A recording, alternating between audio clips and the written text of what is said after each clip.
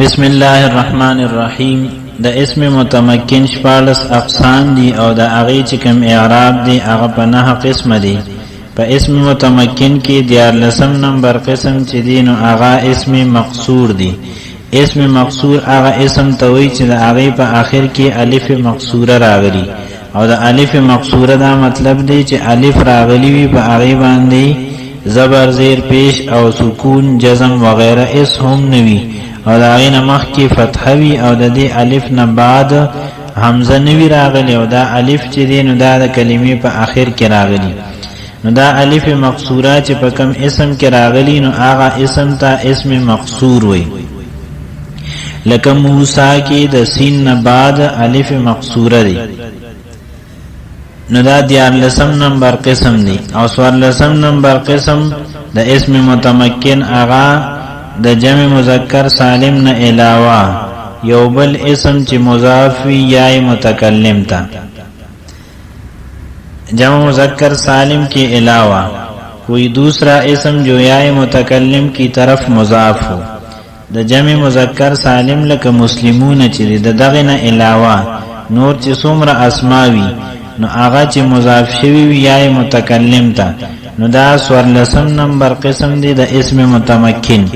او د دې 14 قسم د پاره چې اسم مقصور دی او د 14 قسم د پاره چې د جمع مذکر نه علاوه بل اسم مضاف یا متکلم تا د دې دواړو د پاره یو قسم اعراب دی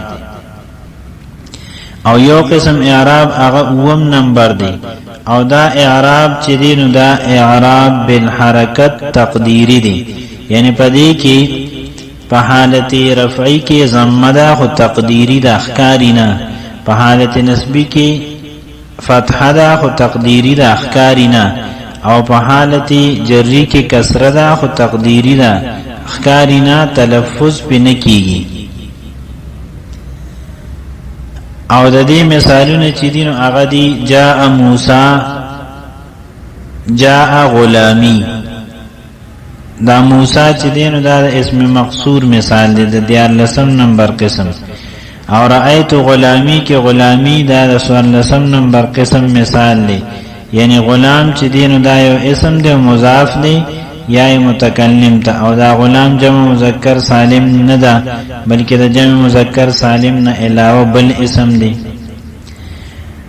په دې ځای کې جاء موسی کې موسی فاعل دی د جاء او فاعل د مرفوعات نه، او دلته کې دا موسی چې دی نو د اعراب دا تقدیری دی، یعنی په د باندې با ضمه راځي په حالت رفعی کې هو تقدیری به اخکاری بنا.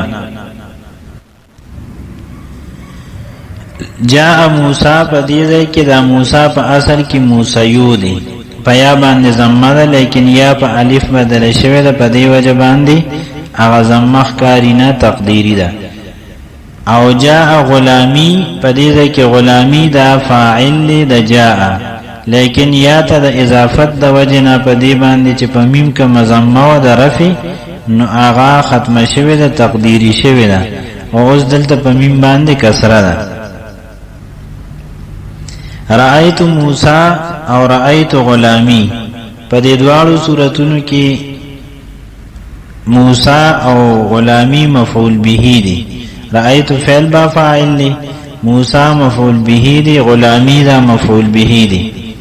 او مفعول به چونکه د منصوبات نه نو په دې وجه دا موسی او غلامی دواړه منصوب دي، لیکن په دې کې علامه د نصب تدن او هغه کارینا نه په تلفظ کیږي بلکې هغه فتحه تقدیری ده. رأیت موسی یری په اصل کې د یا هغه فتحه اوس نخ کارینه په تلفظ کیږي. او رأیت غلامی کې په میم باندې چې کوم فتحه و نو هغه د یا د وجنه تقدیری شوی د اخکارینا او د یا د وجنه اوس کسره ده. او دریم نمبر چې دینو مررت بموسی او مررت بغلامی په دې دواړو مثالونو کې مررت فعل با فاعل دی، با حرف جر دی، او موسی مجرور دی اصل کې دی موسی. نو په دې ځای کې حالت جریه په کسری تقدیری سره دی.